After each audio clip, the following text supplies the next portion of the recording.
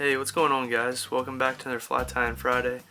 Tonight I'll be tying a gray parachute Mayfly imitation, and we're starting off with a Allen size 16 dry fly hook with a little bit longer shank and some black 8/0 thread. And we'll just start the thread on the hook shank and work our way back to the tail. I'm just going to use gray Hackle fibers for the tail. So we'll just take about a dozen or so fibers off the stem, try to keep them lined up, and we're going to make the tail roughly the length of the hook shank, maybe a touch shorter. Now.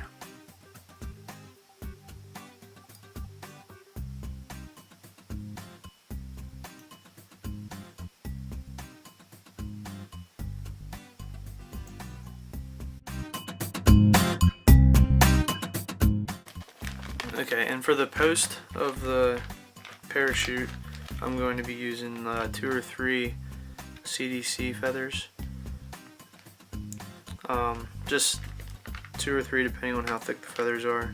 You can usually get away with just 2. And we're just going to match the stems up and have the feathers splaying away from each other like wings.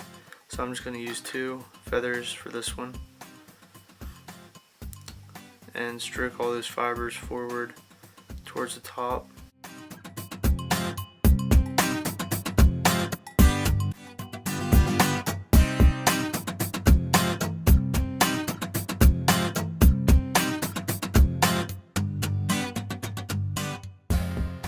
And then do a few wraps around the base of the stems here, just to make it solid so you'll be able to wrap the hackle around it later.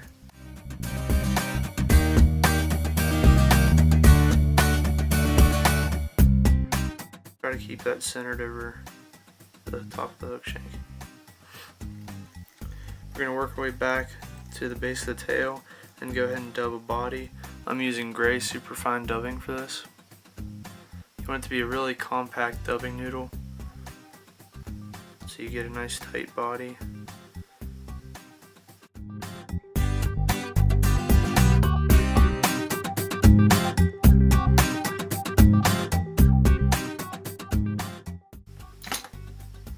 And before you go ahead and dub around the post, you want to attach your hackle. I'm using some whiting dry fly hackle in grizzly color for this. And you can switch up the color combos on this fly to match the hatch. This particular color combo worked really well when I was in Norway, so that's why I'm just tying this.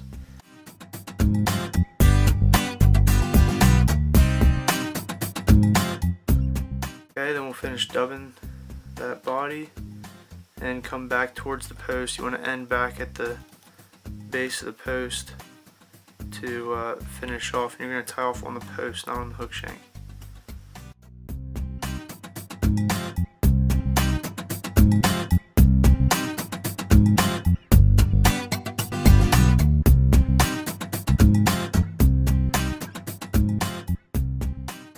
Okay, now we're just going to do about 3 to 4 wraps, depending on how thick your hackle coverage is, but you don't need a ton of hackle in these. When I first started tying parachutes, I put way too much hackle on them. I think that's a big mistake that a lot of beginners make. So we'll just do 3 to 4 turns around this. Parachute fly is supposed to sit a little lower in the water, and you just kind of see the post sticking up as your indicator. So what I'm doing with each wrap is just stabilizing the post and giving a tug on the feather to make sure it's a nice secure wrap. This might take an extra wrap or so. Alright, now we're going to take our thread and just go around the base of the feather, the base of your post, and that'll trap that hackle fiber, the hackle stem, and we can trim that stem out. And you're going to whip finish directly off on the post in the same way.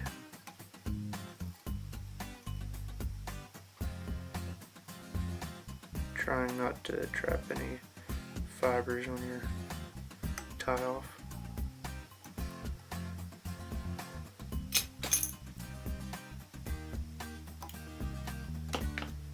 And then you just kind of split the fibers out where you need and make sure everything looks nice. But that pretty much does it for the gray parachute Mayfly. These things are really visible. It doesn't look like they would be, but the Grizzly Hackle, you can really see its nice contrast against the water.